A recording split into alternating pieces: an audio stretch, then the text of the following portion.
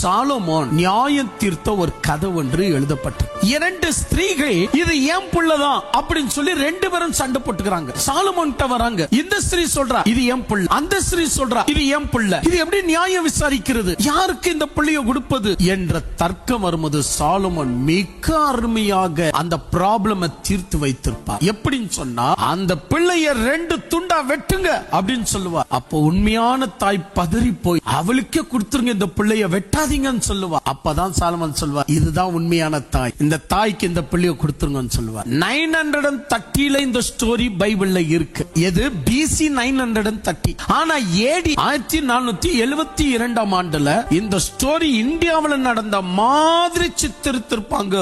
அதுவும் கிருஷ்ணதேவராயருடைய காலத்துல நடந்த மாதிரி சித்தரித்திருப்பாங்க. அதை தீர்த்து வைத்தது தென்னாலி ராமா என்று சொல்லி பிராமணர்கள் எழுதி வச்சிருப்பாங்க. எவ்வளவு பெரிய கட்டுக்கதை பாருங்க.